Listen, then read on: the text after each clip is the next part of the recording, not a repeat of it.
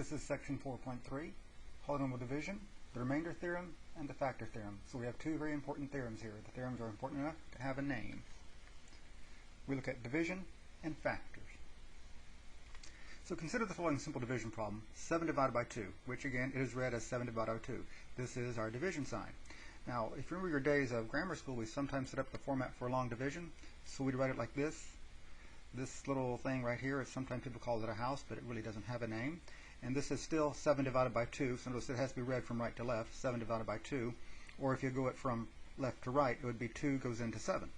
So we're figuring out how many times 2 goes into 7. Now we're not going to try to make a decimal out of it. We want to figure out a quotient and remainder. So again, it is a very simple division problem, but I want you to keep in mind what's happening here. So to form the division, we would say that 2 goes into 7 3 times. We put the 3 up here. And then we would say 3 times 2, and that's 6. And then we subtract. Okay, now some of you may put the minus sign. I don't, but we're subtracting. So we get 7 minus 6, 1. Now, 2 will not go into 1 evenly because this is bigger, or excuse me, this is smaller than this number here. So that's our remainder. So we remember back you put the R for remainder. So we have 3 remainder 1. Right? And we could verify this by looking at our check of 7 is equal to 2 times 3 plus 1. Right? 2 times 3 is 6, plus 1 is 7. Okay, in words, these are the technical words for these things. The dividend is equal to the divisor times the quotient plus remainder. Okay, so dividend equals divisor times quotient plus remainder. So the 7 is the dividend, the d is the divisor, the 3 is the quotient, the remainder is 1. Now be aware, sometimes the book will write this as 2 goes into 7, 3.5. Notice what they're really doing when they're writing 3.5 is they're writing 7 over 2 as a mixed number. So they would have 3 and 1/2. So this one you're actually finding quotient and remainder. So when you're answering the questions, be very careful about what are you being asked to find. So the division algorithm. Given polynomials p of x and d of x, there exist unique polynomial functions q of x and r of x, such that p of x is equal to d of x times q of x plus r of x, where r of x is either 0 or the degree of r of x is less than the degree of d of x. Now there are reasons why we chose these particular letters of d, q, and r. So remember the r of x, it's either 0 or else the degree is less than that of d of x. Remember, if we have a polynomial function, the degree is the largest exponent that appears on a variable. Now, the terminology for p of x is equal to d of x times q of x plus r of x. Oops, I'm going the wrong way. P of x is called the dividend. D of x is called the divisor. Q of x is called the quotient. And r of x is called the remainder. So this is the same thing as dividend equals divisor times quotient plus remainder. If r of x is equal to 0, then d of x divided evenly into p of x, and d of x and q of x are factors of p of x. So like if I had done 2 goes into 6 3 times, 6 is 2 times 3. 2 and 3 are factors of 6. Now of course, they aren't the only factors, but they are factors. Ideally, we would like the division to go evenly. For us, d of x will be linear. So we'll have the form mx plus b. Okay, notice it has degree 1. The exponent you don't see is 1. So then for us, the remainder is either 0 or has degree 0. Okay? So remember, the degree of the remainder has to be less than the degree of the divisor. So the only whole number that's going to be less than 1 is going to be 0. So numbers have degree 0. So for us, the remainder is always going to be a number. So it's either going to be the number 0 or it's going to be some other number. Okay, remember, all numbers except for 0 have degree 0. So we can write the remainder simply as r rather than r of x. That's not really a function of x. So our division algorithm becomes p of x is equal to mx plus b, because remember that's going to be our divisor form, linear, times q of x plus r. Because if you think about factoring, we like to have linear factors. They were much easier to set equal to 0. So again, for us, we look at the very special case where the divisor is in fact linear. So we're going to find the quotient and remainder for each of the following division problems. Now again, if you think back to your days of grammar school when you first saw long division, it truly was long. So the same is going to happen with polynomials. So if you find yourself getting the quotient and remainder fairly quickly, you might want to go back and check your work. The division really is going to be long. So here's our first one. I've got x cubed minus 4x squared plus 7x plus 8 divided by x plus 3. Okay, now we're going to set up the format for long division. So we're going to have this x plus 3 sitting out here, and it's going into x cubed minus 4x squared plus 7x plus 8. Now, if we were thinking of a 2-digit number going into a 4-digit number, we would just really look at the first digits. With polynomials, we simply look at the first terms. So be sure this is arranged in correct order, decreasing powers of x, decreasing powers of x. So I'm really looking at x cubed over x. Okay, I'm looking at first term over first term.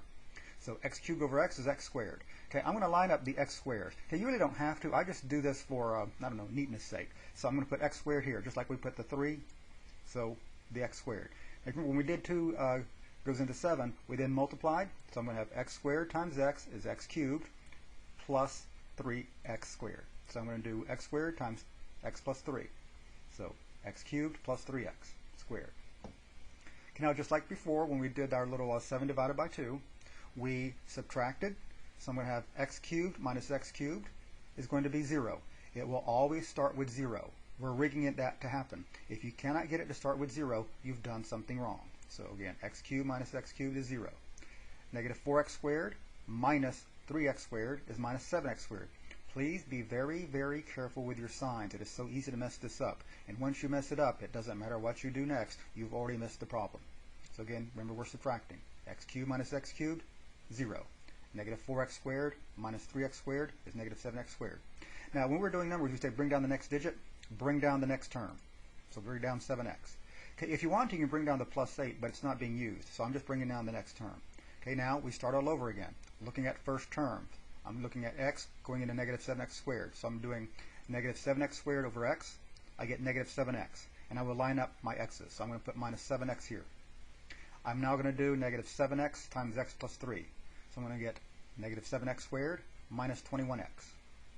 And now we subtract. Okay, negative 7x squared minus negative 7x squared is 0. 7x minus negative 21x is 28x. Again, be very careful with the subtraction. 7 minus negative 21 is positive 28. Bring down the 8. So I'm now going to do x goes into 28x. So I'm looking at 28x over x, it's 28. So I put the plus 28 here. Do 28 times x plus 3. So I'm going to have 28x plus 84. We now subtract. So I'm going to have 28x minus 28x, 0. 8 minus 84 is negative 76. I'm down to a number. I'm done. This is the quotient. This is the remainder. So my q of x is x squared minus 7x plus 28. My remainder is negative 76. Now, be aware, if you were simply asked to do the division, and sometimes my math lab will ask you to do this, you would answer, and it doesn't say find quotient remainder, it just says perform the division. You'd have x squared minus 7x plus 28 minus 76 over x plus 3. Okay, so it's like he's changing a division problem into a what's called a polynomial plus rational expression. So again, if it doesn't say find quotient and remainder, you would have x squared minus 7x plus 28 minus 76 over x plus 3. I almost always ask you for quotient and remainder. Sometimes I'll just ask you for one. Chances are, if you make a mistake, you're not going to get the correct remainder. So be very careful about what you're asked for. Answer only what is asked for, no more, no less. Let's try another one. I have x to the fourth minus 7x squared plus 6x plus 4 divided by x minus 2. Do notice there is no cubed term. I'm going to have to leave a space for the cubed term. The purpose of the space is to make sure I don't try to combine stuff that won't combine. So I'm going to set up for the long division. I'm going to leave a space for the missing x cubed term. So there's my x minus 2. Here's the space for the missing cube term. If you actually want to put plus 0x cubed, that's fine. I'm just leaving a space. And don't forget the minus sign that goes with the minus 7x squared. Okay, we'll still do like we did before. First term divided by first term. So I'm looking at x to the fourth over x. It's going to be x cubed. And notice it lines up with the space. Remember, this was x to the fourth over x. Now do your multiplication. X cubed times x minus 2 is x to the fourth minus 2x cubed. We're now going to subtract. X to the fourth minus x to the fourth is 0. Remember, this was 0 minus negative 2x cubed. Minus minus is plus, so I have 2x cubed. Bring down the next term. Bring down minus 7x squared. Once again, look at first term over first term. So 2x cubed over x is 2x squared. Do your multiplication. 2x squared times x minus 2 will be 2x cubed minus 4x squared. Subtract. 2x cubed minus 2x cubed is 0. Minus 7x squared minus negative 4x squared is minus 3x squared. Alright, minus minus becomes plus. Bring down the next term. Bring down plus 6x. Do it all over again. First term over first term. Minus 3x squared over x is going to be minus 3x. Do the multiplication. Minus 3x times x minus 2, I get minus 3x squared plus 6x. Subtract. Negative 3x cubed minus negative 3x cubed, 0. 6x minus 6x, 0. We got lucky. Bring down the next term. 4. It's a number. That's my remainder. Remember, as soon as you get it down to a number, you're done. My quotient, x cubed plus 2x squared minus 3x, my remainder is 4. Again, remember, if you weren't asked to give quotient and remainder, you would have said it's x cubed plus 2x squared minus 3x plus 4 over x minus 2. I prefer to do quotient and remainder. But again, in my math lab, be very careful about what you're asked for.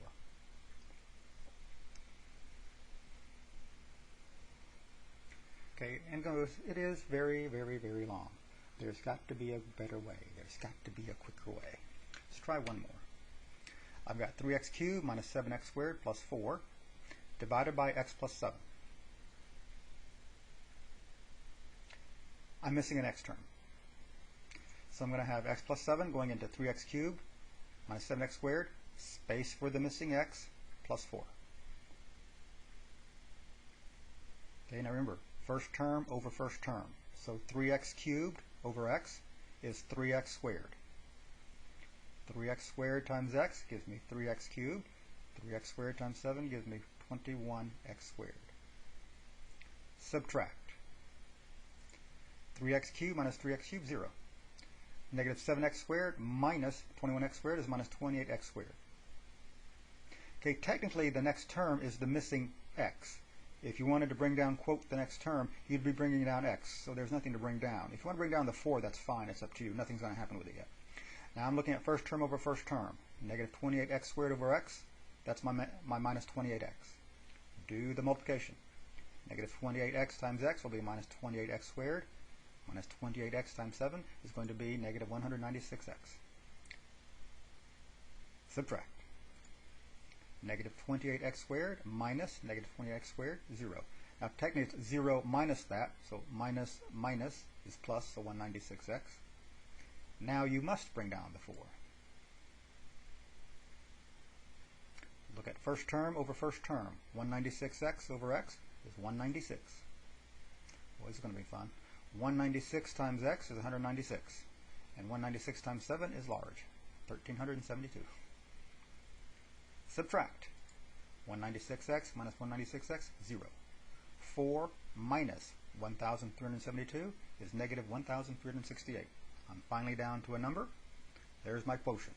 Excuse me, that's my remainder. My quotient, 3x squared minus 28x plus 196, remainder, negative 1,368. It did get rather large. Okay, again, there's got to be a better way. This is just way too long. There's got to be a better way. Synthetic division.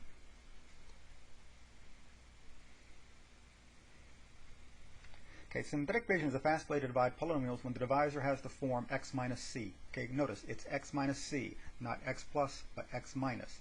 Just like with the center of a circle, x minus h, y minus k, the vertex of a parabola, it was x minus h. So we're looking at x minus c. So we illustrate the method with an example. So we're going to look at a specific example. A lot of people, they've seen synthetic division before, but they always forget how it starts.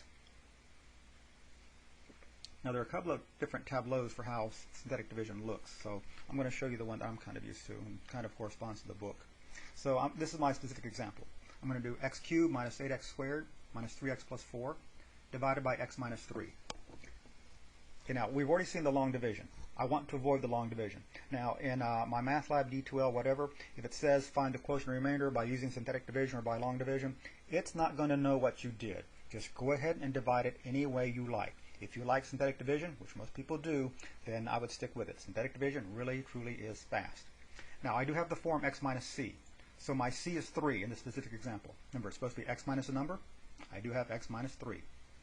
Okay, so I make this little half a box. I put c in that little half a box. Okay? Then I'm going to make what looks like the format for long division upside down. Some people do it that way. I prefer to do the box. Now, in the same line on your paper, you're going to put the coefficients of the dividend. Okay, just the coefficients. The variables don't matter because the long division doesn't care what the variables are. It cares about the coefficients. Now, if you're missing a power of x, you must put a 0.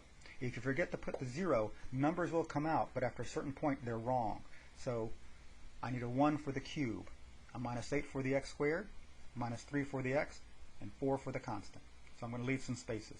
So again, the x cubed, the x squared, the x, the constant. Now, leave a blank line here. Okay, leave a blank line here. So this line right here on your paper should be empty for the moment. So I draw this little line right here to kind of do my addition and subtraction. Now, if you remember, when we did the multiplication, we always subtracted after multiplication. We always subtracted. We've taken care of that by, I see x minus 3, but I write down positive 3. Now, students that have seen synthetic division before, they always forget, how does it start? Whatever number this is, just bring it down. Okay, so that first number, whatever it is, just bring it down. Okay, now if you think about the way division went, you multiplied. I'm now going to do 3 times 1. Okay, 3 times 1 is 3. I put it here. So 3 times 1 gave me 3. Now because I've already compensated for this minus sign, do exactly what the signs say. You don't see a sign here, so it's plus. So I'm doing negative 8 plus 3 is negative 5. Now again, thinking how long division went, multiply. 3 times negative 5 gives me negative 15. So that was 3 times negative 5 is negative 15. Again, remember, do what the signs say. Minus 3 minus 15 is negative 18. Multiply. 3 times negative 18 is negative 54. 4 minus 54 is negative 50. Okay? Remember, these numbers here are the result of multiplications by the one that's kind of diagonally below it to the left. These numbers, with the exception of that one, are the result of this addition-subtraction thing. This first number is whatever that first number one just brought down. Inside of here is the quotient and remainder. It's actually the coefficients of the quotient. Now the variable is x, so your quotient will have an x. The last number, in the bottom right-hand corner, that's always the remainder. So the remainder is negative 50. These numbers right here, those are the coefficients of the quotient. So these are the coefficients of q of x. This is the remainder. The quotient always starts off with degree 1 smaller than the original dividend. This started off with an x cubed. This will start off with an x squared. So again, remember, the coefficients are here. The quotient itself starts off with a power 1 less than the original dividend. So my q of x is going to be x squared minus 5x minus 18. My remainder is negative 50. And that really was a lot faster than doing long division. So if you're saying I never want to do long division again, that's fine. You just need to understand how to do the synthetic division. Now again, remember, if you're missing a power of x in the dividend, you must put a 0. If you don't put a 0, numbers will still come out, but they'll be wrong.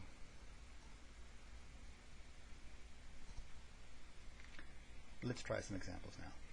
Use synthetic division to find the quotient remainder for each of the following division problems.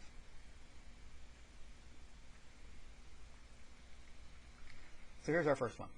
I've got x to the fourth minus 7x cubed plus 6x squared plus x minus 3 divided by x plus 4. Okay, now remember, we're looking for a divisor of x minus c.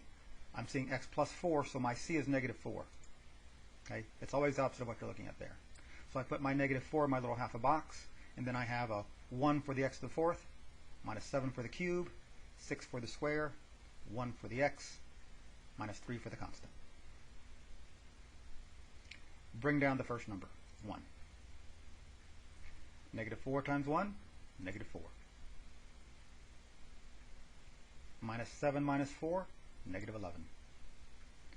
Negative 4 times negative 11 is 44. 6 plus 44 is 50. Negative 4 times 50 is negative 200. 1 minus 200, negative 199. Oh boy.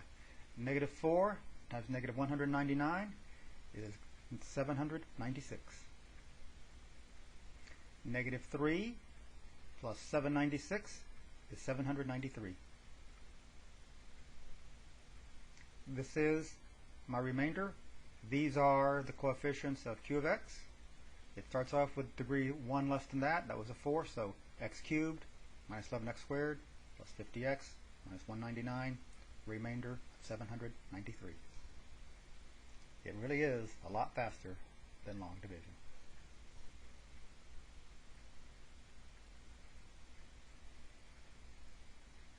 Let's try another. I've got 2x to the 4th plus 7x squared minus 8x minus 5 divided by x minus 3. Do notice there is no cubed. You must remember to put a 0 for the missing cube. My c is 3. So again, no x cubed term. So I put my 3 in a little half a box here. 2 for the 4th power. 0 for the missing cubed. 7 for the x squared. Minus 8 for the x. Minus 5 for the constant. Bring down the first number, 2. 3 times 2 is 6. 0 plus 6 is 6. 3 times 6, 18. 7 plus 18, 25. 3 times 25 is 75. Minus 8 plus 75, 67. 3 times 67 is 201. Minus 5 plus 201, 196. This is my remainder. These are the coefficients of q of x. The original dividend started with a 4, 4th power. This will start with a cubed. So my quotient is 2x cubed plus 6x squared plus 25x plus 67, remainder of 196.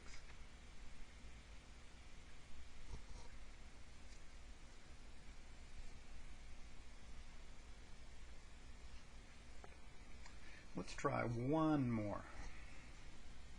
Synthetic division is kind of fun once you get the hang of it, and then it gets to be kind of annoying.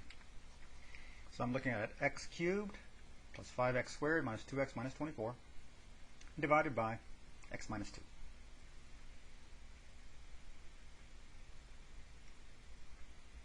Okay, in this problem, our c is 2.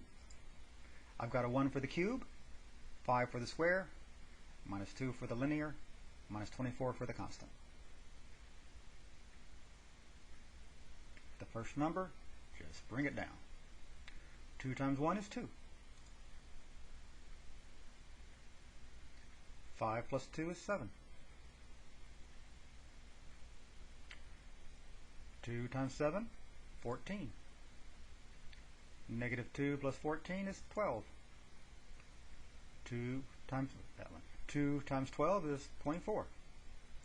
Negative 24 plus 24 is 0. This is the first time it's happened to us. My remainder is 0. These are the coefficients of q of x. It started with a cube. This will start with a square. So my quotient is x squared plus 7x plus 12. My remainder is 0. So notice I do have a factor. If I wanted to, I could factor this, right? It does factor.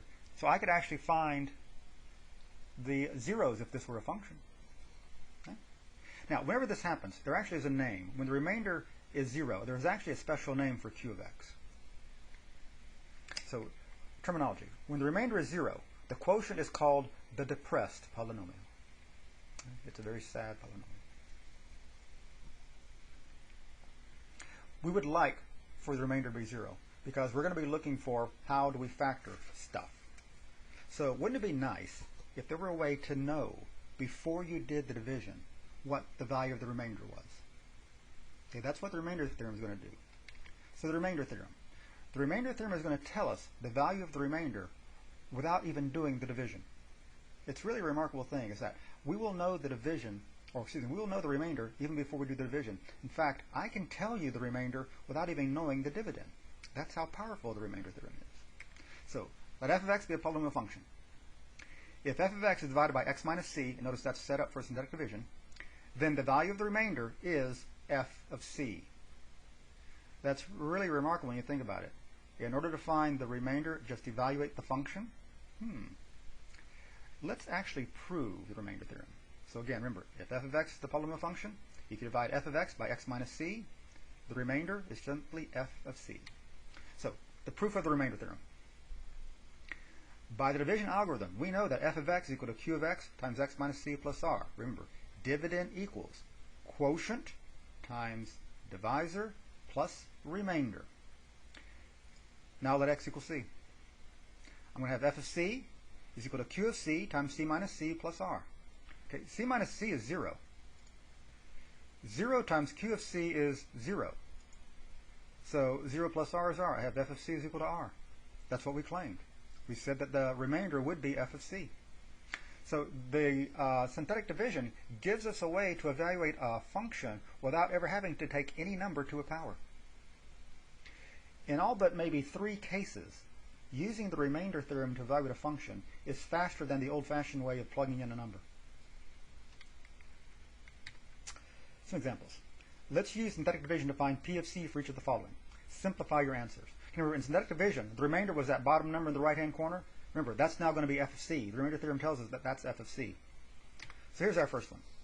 I've got f of x equal to 2x to the 4th minus 6x squared minus 5x plus 3, and my c is 2. Okay, you're specifically given the value of c. Don't change its sign. Do notice a missing cube. So I use the c as it is actually given to us. Okay, when you're specifically given c equals a number, don't change its sign. So there's my c, there's my x to the 4th, 0 for the missing x cubed, minus 6 for x squared, minus 5 for x, 3 for the constant. Remember, whatever number I get down here, that's f of c, which in this case is f of 2. Bring down the 2. 2 times 2, 4. 0 plus 4, 4. 2 times 4, 8. Minus 6 plus 8, 2. 2 times 2, 4. Minus 4 plus, excuse me, minus 5 plus 4, minus 1. 2 times negative 1 is negative 2. 3 minus 2 is 1. Remember, this is the remainder, but according to the remainder theorem, that's f of 2. So f of c is equal to f of 2, which is equal to 1. You can actually check this the old-fashioned way by replacing these x's with 2 and see if you get 1. Okay, so you can do that at your leisure. It does in fact work. If I give you the tableau for synthetic division, I can now ask you several questions. I can ask you what's the remainder, what's the quotient, what's the original f of x, what's the divisor, what's the value of f of c. I can get a whole lot of questions just out of showing you this.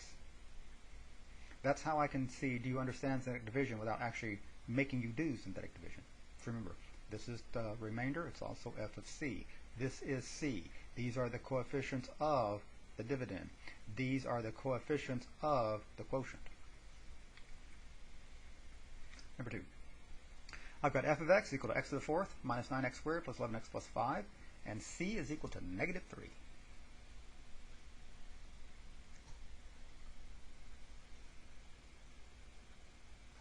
So I've got my negative 3, 1 for the x to the 4th, 0 for the missing x cubed, minus 9 for the x squared, 11 for the x, 5 for the constant.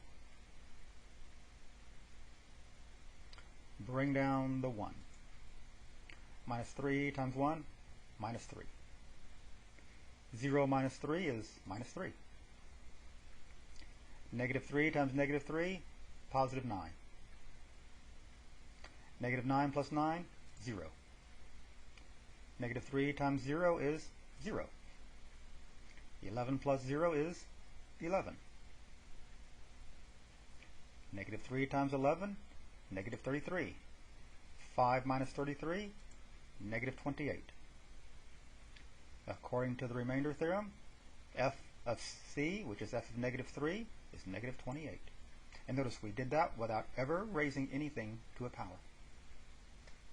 Really remarkable when you think about it.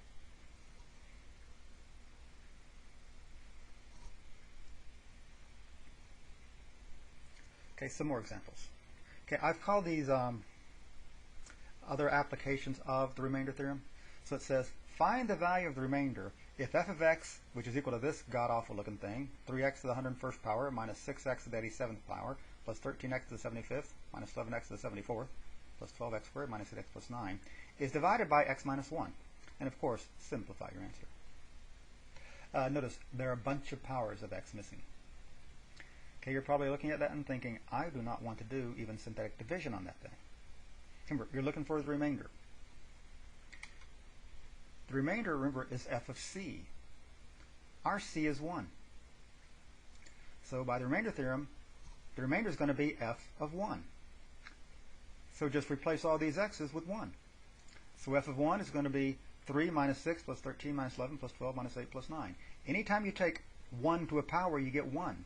So to evaluate f of 1, just add up the coefficients. Okay, so with f of 1, just add up the coefficients. So when you add up these numbers, you get 12. The remainder is 12. So we know the remainder without ever doing the division. There are two numbers, or actually 3 I suppose, that are very easy to evaluate the function at. You've just seen one of them, 1. Another one that, of course, would be 0. And the other number that's easy to evaluate a function at is negative 1. Okay, so find the value of the remainder if f of x, which is equal to 5x to the 103rd power, minus 6x to the 101st power, plus 11x to the 90, minus 4x to the 88th, minus 13x to the 21st, plus 14x to the 18th, minus 9x plus 5, is divided by x plus 1.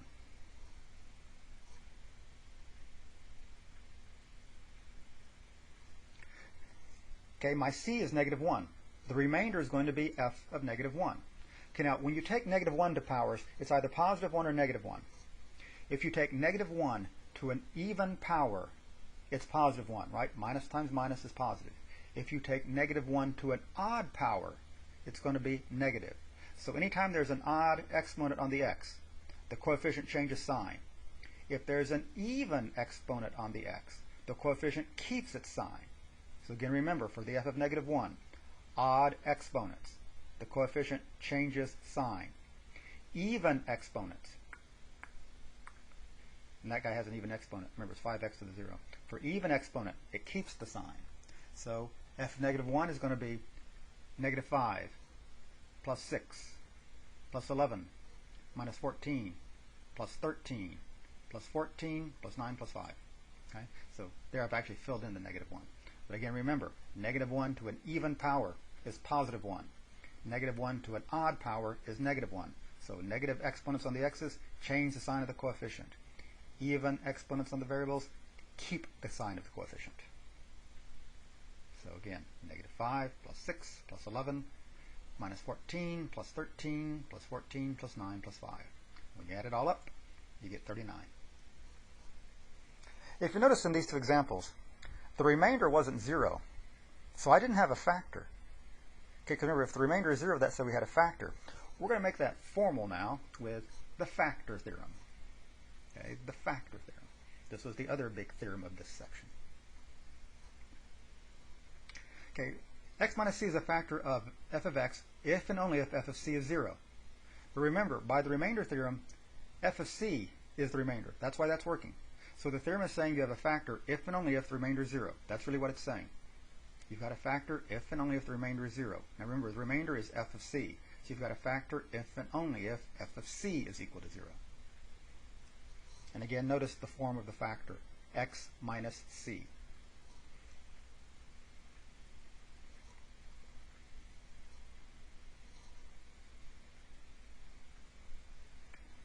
try some examples of this. So, some examples. Number one. Okay, this is my another group of k problems. For what values of k will f of x, which is equal to 3x cubed minus 4x squared plus kx minus 6, have x minus 2 as a factor? I could have put the k anywhere. I just happened to choose to put it with the x. And of course, I could have had any number here instead of 2. So remember, k is the unknown. From the factor theorem, we need f of 2 to be 0, okay, because our c is 2. Now, I'm going to evaluate f of 2 the old-fashioned way. I'm just going to plug in x as 2. If you want to do synthetic division, that's fine. The reason I choose not to is because I've got this variable. Now, just so you'll know, I have had students that use the remainder theorem with the k sitting there, and they do just fine with it. So I'm going to evaluate f of 2. So 3 times 2 cubed minus 4 times 2 squared plus 2k minus 6. So again, replace the x's with 2's. So that's 24 minus 16 plus 2k minus 6. So we can do the number crunching. Okay, combine some terms here. I can do 24 minus 16 minus 6. So I've got 2 plus 2k. Remember, that's f of 2. From the factor theorem, I need this expression, 2 plus 2k to equal 0. Subtract the 2. Divide by 2. K is negative 1. That's the value of k that will make x minus 2 be a factor of this thing.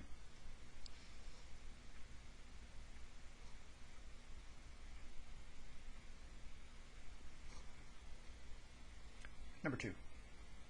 For what values of k will f of x equal 3x to the fourth plus kx cubed minus 7x squared minus 8x plus 3 have x plus 2 as a factor? Okay, in this one, my c is negative 2. So I need f of negative 2 to equal 0. Okay, we have to have f of negative 2 equal 0. So I'm going to plug in negative 2 for these x's. So I'm going to have 3 times negative 2 to the fourth plus k times negative 2 cubed minus 7 times negative 2 squared minus 8 times negative 2 plus 3. Okay, and we do some number crunching here, and we get 48 minus 8k minus 28 plus 16 plus 3. Okay, combine the terms. Combine 48 minus 28 plus 16 plus 3.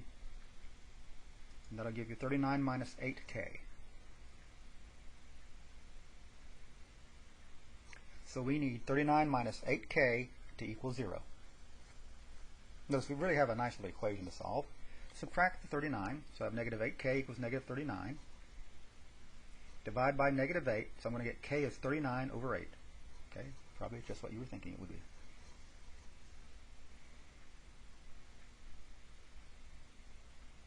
So that's the other type of k problem that I have. When you're looking at the list of types of questions I put on the final, you now know there are 2 different types of k problems. Number 3. Given that x minus 3 is a factor of f of x equals x cubed plus 3x squared minus 10x minus 24, find the complete factorization of f of x. Okay, now if you can actually see how to factor this, factor it, because that's really what you're looking for. Okay, now we're already given one of the factors. That means if I actually do the division, I'm supposed to get a remainder of 0. Now my c is 3, so I'm going to do synthetic division. So there's the 3. I've got a 1 for the cube, a 3 for the x squared, a minus 10 for the x, minus 24 constant. Remember, we're told that this is a factor. I better get a 0 here. If you don't, something has gone wrong. Drag down the 1. 3 times 1 is 3. 3 plus 3 is 6. 3 times 6 is 18. Negative 10 plus 18 is 8. 3 times 8 is 24. Negative 24 plus 24 is 0, which is what we were expecting. So these are the coefficients of the depressed polynomial. This started with a cube. This will be a squared. So I now know that f of x is x minus 3 times x squared plus 6x plus 8. Don't forget the factor that's given to you. Remember, it says find the complete factorization. So that means the one that's also given. Now we're going to try to factor this quadratic. Multiply to be 8, add up to be 6. Looks like 4 and 2. So I'm going to have f of x is equal to x minus 3 times x plus 4 times x plus 2. There is the complete factorization. Now we're doing problems like this. Be very careful. Are you asked for the factorization or are you asked for the zeros? Notice to get the zeros you need the factorization. So if you were asked for the zeros, I'd get 3, negative 4, and negative 2. And also up here, I was given the factor. You might be given the zeros. Notice if you're given the 0, that is c. Okay, so in synthetic division, A 0 is C. Number 4. Given that x plus 4 is a factor of f of x equals 2x cubed minus x squared minus 4x minus 20, find the complete factorization of f of x. Okay, now again, if you actually see how to factor it, go ahead and factor it. I don't see how to factor it, and it's my problem. My c is negative 4, so I'm going to do my synthetic division. So I've got a 2 for the cube, a minus 1 for the x squared, a minus 41 for the x, a minus 24 the constant. Now remember, I'm supposed to get a 0 here. Bring down the first term. Minus 4 times 2 is minus 8. Minus 1 minus 8, minus 9. Negative 4 times negative 9 is positive 36. Negative 41 plus 36 is negative 5. Negative 4 times negative 5 is 20. Negative 20 plus 20 is 0. Okay, this began with a cube. My depressed polynomial begins with a square. So I now know that f of x is x plus 4 times 2x cubed minus 9x squared minus 5. Okay, I'm kind of fortunate now when I try to factor this. For 2x squared, I got to use 2x and x. To get 5, I have to have 1 and 5. So it's a matter of getting the signs right. Now, will this give me a minus 9 in the middle? Let's see, minus 10 plus 1 is minus 9. And there's a complete factorization. And also notice, if you had to, you get the zeros from the complete factorization. So again, be very careful when you're answering the question. Are you asked for the factors or are you asked for the zeros?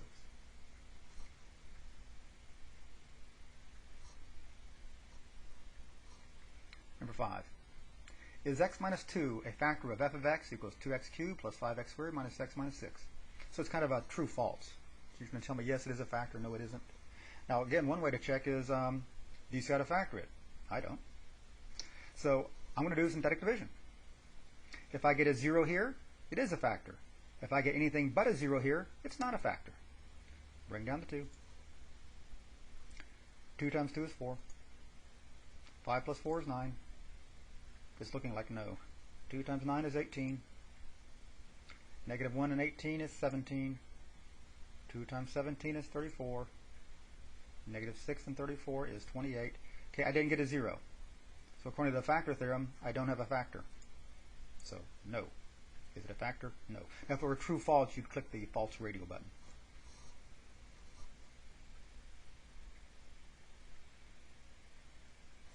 Let's try one more example. Is 2x minus 1 a factor of f of x equals 2x cubed plus 5x squared minus x minus 1? Now, if you can factor that, go ahead. If you look at my divisor, it's not in the form for synthetic division. Okay, remember, synthetic division is supposed to be x minus a number. I have 2x minus a number. So to get x minus c, we can factor out 2 from 2x minus 1. So I'm going to have 2 times x minus a half. Okay, we're living with a fraction. Okay, it's going to happen sooner or later. So my c is going to be 1/2. So then I got the 2 for the cubed, 5 for the x squared, minus 1 for x, minus 1 for the constant. Again, I'm looking to see what happens down here.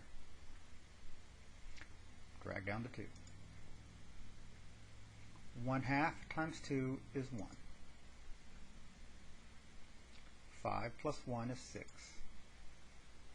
1/2 times 6 is 3. Minus 1 plus 3 is 2. 1/2 times 2 is 1. Negative 1 plus 1 is 0. What do you know? It is a factor. Remember, if you get a 0 here, you have a factor. If you get anything else, you don't have a factor. But anyway, you now know how to make something that looks like mx plus b. You now know how to make it look like x minus a number. Just factor out the number that's in front of the x. Of course, you may be introduced with a fraction, but we can deal with it.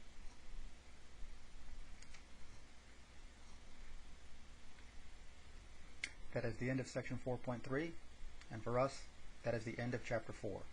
We only do 4.1 through 4.3. And that's also the material for the 5th test.